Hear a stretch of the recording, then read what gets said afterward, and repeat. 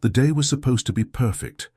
The sun hung low over the vast Texas plains, painting the sky in shades of orange and pink.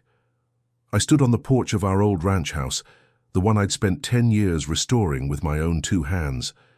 The air was warm, carrying the scent of dry earth and sweet hay. It was my 10-year wedding anniversary, and I had planned a big party. The whole family was supposed to be here, my parents, my brothers, my sister, my wife, Sarah. The tables were set with white tablecloths, and strings of fairy lights twinkled under the big oak trees. But the tables were empty. The silence was deafening, broken only by the chirping of crickets. I kept checking my phone, but there were no messages, no calls. Not from my parents, not from my siblings, and not from Sarah.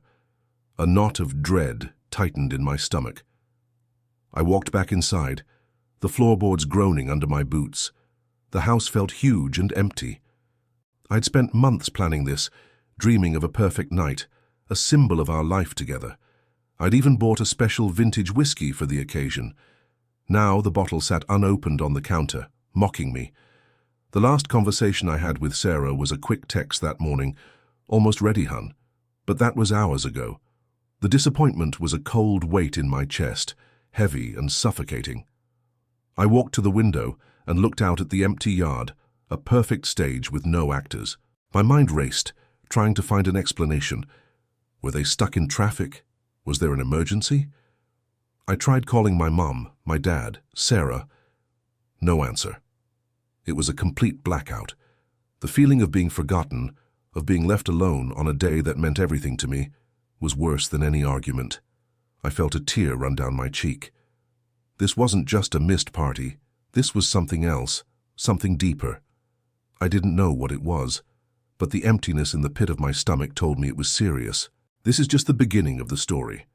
If you want to find out why they didn't show up and what happens next, make sure to subscribe to the channel for the next chapters. The next morning, the sun rose, bright and merciless, revealing the remains of the uncelebrated party. The sight of the untouched food and the deflated balloons felt like a physical blow. The silence was even heavier than the night before. I tried calling everyone again, but still, no one answered. Panic started to set in. This wasn't a family that ignored each other. We were close despite our occasional squabbles. Something was wrong, terribly wrong. I got in my old pickup truck, the engine rumbling to life like a familiar friend, and headed for my parents' house, a 2-hour drive away. The road was a blur of fields and fences, each mile adding to my anxiety. My parents' house was in a small suburban town, a stark contrast to the open plains of the ranch. When I pulled into their driveway, the sight of my dad's truck and my mom's car gave me a sliver of hope. At least they were home. I knocked on the door, my heart pounding against my ribs. No answer. I knocked again, harder this time. I could hear movement inside. "Mom! Dad! It's me!" I yelled through the door. The sound of shuffling stopped. A moment later, my mom's voice, small and distant, came from inside. "Go away, Jacob." The words hit me like a physical punch. I stood there, stunned. "Mom, what's wrong? Why didn't you come last night? Why won't you open the door?" I pleaded, but there was only silence. The fear was replaced by a cold, hard anger. This wasn't an accident. This was deliberate. But why? I walked around the house, looking through the windows, trying to see their faces, to understand. I saw my dad sitting in his armchair, staring at the floor. He didn't even look up. The image of him, so broken and distant, tore at my heart. My mom's voice echoed in my head. "Go away, Jacob." It was a betrayal I couldn't comprehend. What could I have possibly done to deserve this? I drove away, my mind a storm of questions, the feeling of rejection burning a hole in my chest. I drove straight to my brother Mike's place, a small apartment in the city. He worked as an accountant, and his life was a world away from the ranch. I hoped he would give me some answers, some explanation for this madness. I rang the bell, and a moment later Mike opened the door, his face a mask of discomfort. "Jacob," he said, his voice flat, "why are you here?" My anger flared. Why am I here? Mike, no one came to my anniversary party. Not Mom, not Dad, not even Sarah. What the hell is going on? I pushed past him into the apartment, my eyes scanning the room as if searching for a hidden truth. Mike sighed, closing the door behind me.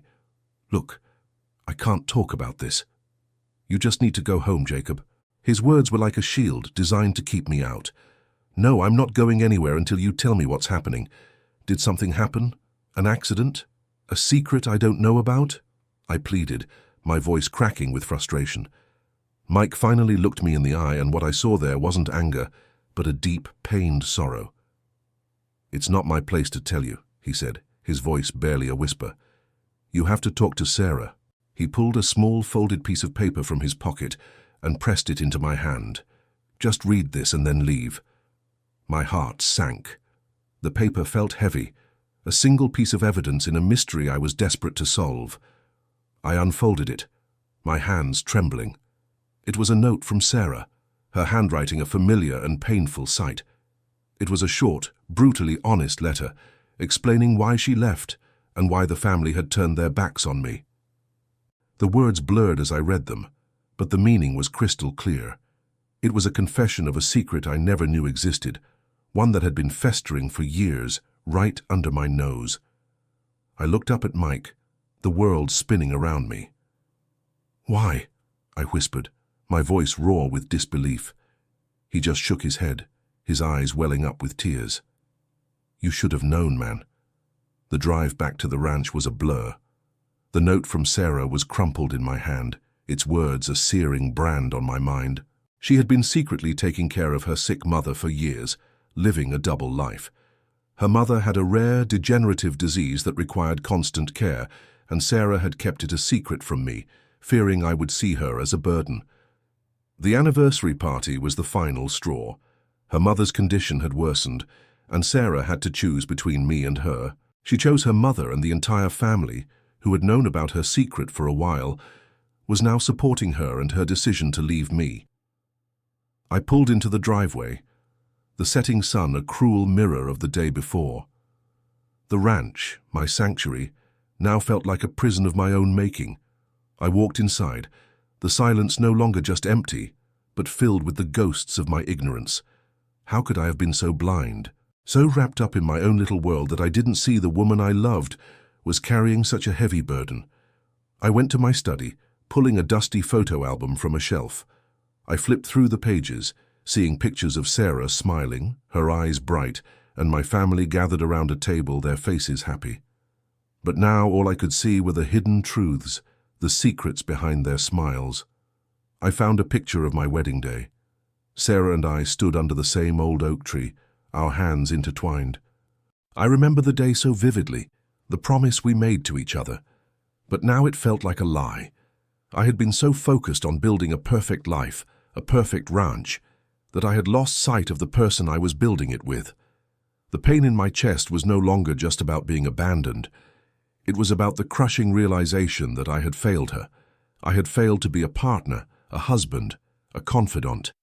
The blame wasn't with them. It was with me. I had to find her. I had to make this right.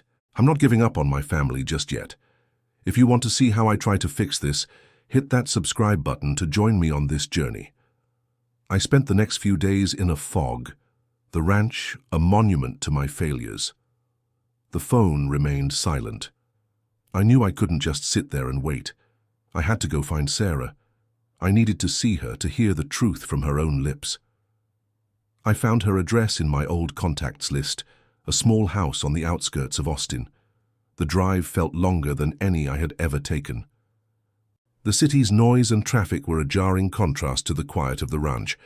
When I finally found her street, a simple one-story house stood on a quiet cul-de-sac. A car I didn't recognize was parked in the driveway. I took a deep breath, my hand hovering over the doorbell.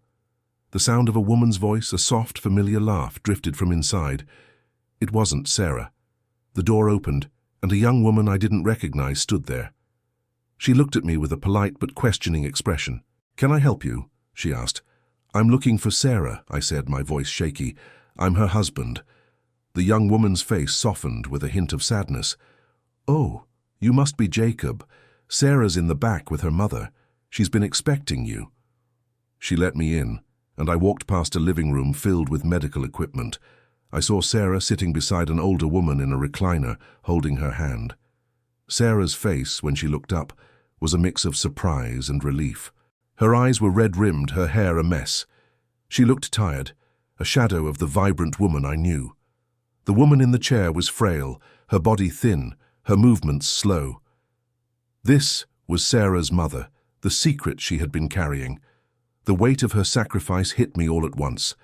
I walked over to them, my eyes fixed on Sarah. "Why?" I whispered, the word thick with pain and guilt. Sarah's mother squeezed her hand and gave me a faint, understanding smile. "She didn't want to be a burden on you, son. She loves you so much." The words were barely audible, but they shattered the last of my defenses. The room was quiet for a long time. The only sounds were the soft hum of the medical machines and the distant city traffic. Sarah finally stood up and led me to the kitchen. She poured me a glass of water, her hands trembling slightly. "I'm so sorry, Jacob," she said, her voice a fragile whisper. "I never wanted you to find out like this. I wanted to tell you, but I didn't know how. I didn't want you to feel like you had to choose between your life and mine." She explained everything, the secret doctor's visits, the late-night shifts she picked up to pay for the medical bills, the endless nights she spent worrying. The anniversary party had been planned for the one night she thought her sister could cover, but her mother's condition had worsened unexpectedly. I listened, my heart breaking with every word. My mind replayed all the times I had seen her tired, and the times she'd made up excuses to stay home. I had been so blind, so self-absorbed in my plans for the ranch. I had been building a dream, but I had forgotten the reality of the person I was sharing it with. "Why didn't you let me help?" I asked, my voice raw. "We're a team." She looked down, tears streaming down her face. "I know, but I wanted to fix it on my own. I didn't want to be a burden. I didn't want to drag you down." She confessed that my family, especially my mom, had been trying to convince her to tell me for years, but she just couldn't. I reached out and took her hand. It was cold, and I held it tight. "Sarah, you are not a burden. You are my wife. Your struggles are my struggles. I can't believe I was so selfish. All I cared about was my ranch. I should have cared about you more." She looked at me, her eyes filled with a mixture of pain and love. "I know, Jacob, but it's too late. The family has decided to help me, and I can't let them down." Her words sent a wave of fear through me. Had I lost her forever? I had to find a way to make her see that I was there for her, no matter what. I spent the next few weeks trying to reconnect with Sarah and my family. I went back to my parents' house. This time my mum opened the door, her face still tense, but with a flicker of hope. I apologized for being so blind, so wrapped up in myself. I told them I understood why they had turned on me. "I was a fool, Mom. I should have been there for Sarah. I should have seen what was happening." My mom pulled me into a tight hug. "We were so worried about you, son. We wanted you to see what you were doing to yourself, what you were doing to Sarah. We knew she needed you, but you were so far away." My brothers and sister were more hesitant at first. They had been working with Sarah and my parents to help her with her mother's care. They had seen firsthand the sacrifices she was making, the toll it was taking on her. I had been the oblivious one, lost in my own world. I apologized to each of them, admitting my ignorance and promising to do better. They saw the sincerity in my eyes, the regret and pain I was feeling, and slowly their walls came down. They told me about the secret meetings, the late-night phone calls, the fear they all shared for Sarah's well-being. It was a humbling experience, a bitter pill to swallow, but I knew I deserved it. The biggest challenge was winning back Sarah's trust. I started by showing up at her house every day, not demanding anything, just offering to help. I would sit with her and her mother, talking to both of them, sharing stories about the ranch. I would bring her home-cooked meals, telling her that I had a lot to learn about cooking, but I was willing to try. Slowly, the walls she had built around her heart began to crumble. She started to lean on me, to trust me again. I knew it wouldn't be easy, but I was ready to do whatever it took to earn her back. I knew that the ranch was just a house. A home was where she was. Our journey is far from over. If you want to see how I rebuild my family and my marriage, hit that subscribe button for the next part of this story. The next few months were a time of rebuilding. I sold some of the equipment on the ranch to help with Sarah's mother's medical bills. It was a hard decision, but it was nothing compared to the pain of losing her. I learned to cook, to clean, and to be a caregiver. I spent most of my days at Sarah's house, and the ranch felt more like a weekend retreat. I was no longer the owner of a massive ranch, but I was a husband again. The distance between us was gone, replaced by a quiet, comforting intimacy. We were a team again. One evening, as I was sitting with Sarah and her mother, she took my hand. "Thank you, Jacob," she said. "I can't believe how much you've changed. You're not the man who was so focused on the ranch anymore. You're home." Her words were a balm to my soul. I was no longer the man who was blinded by my own desires. I was a man who had learned the hard way what truly mattered. My family was coming together again. My parents were calling every day, my brothers and sisters were visiting, and we were all taking shifts to help with Sarah's mother. The old wounds were healing, leaving behind scars that served as a reminder of what we had almost lost.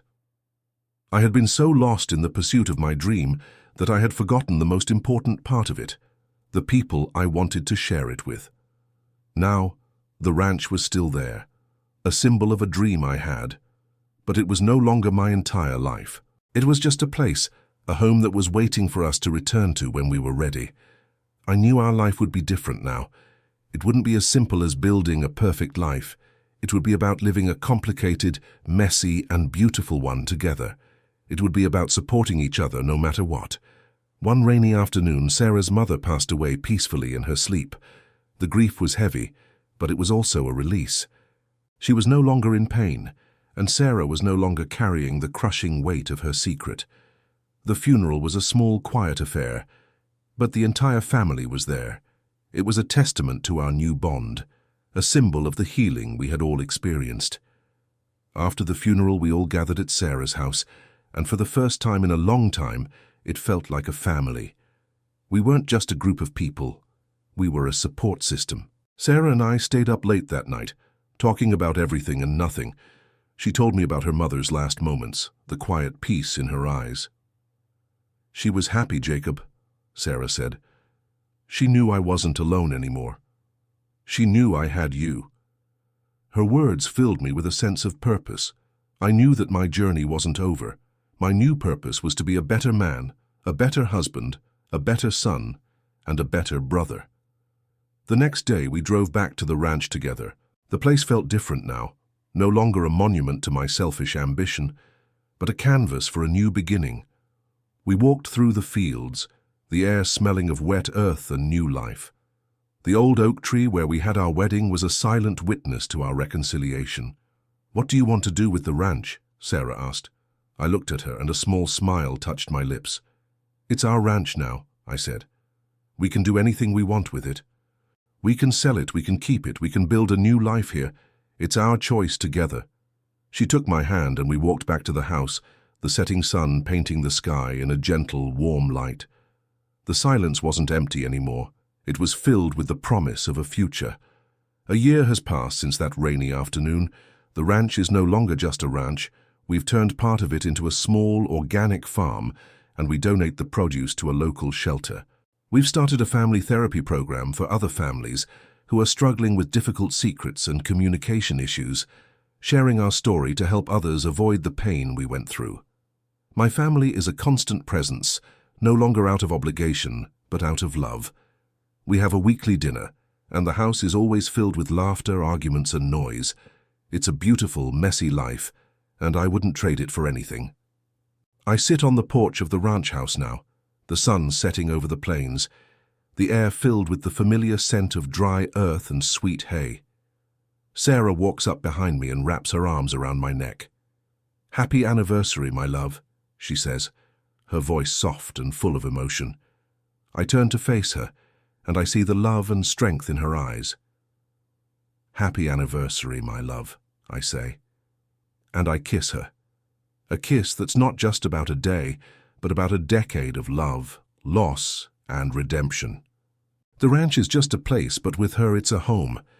The perfect life I had once dreamed of was nothing compared to the real, flawed, and beautiful life we were building together. I had learned the most important lesson of my life, not from a book or a mentor, but from the silence of an empty party. The most important things in life aren't the ones you build with your hands, but the ones you nurture with your heart. Family, love, and honesty are the true pillars of a happy life. The story was never about a man who lost his family, but a man who found them and in doing so found himself. It was a story about letting go of what you think you need, to find what you truly have, and learning to cherish it, to love it, and to protect it. Thank you for joining me on this journey. If you enjoyed this story and want to be a part of our community, make sure to subscribe to the channel and share your own stories of family and redemption in the comments below.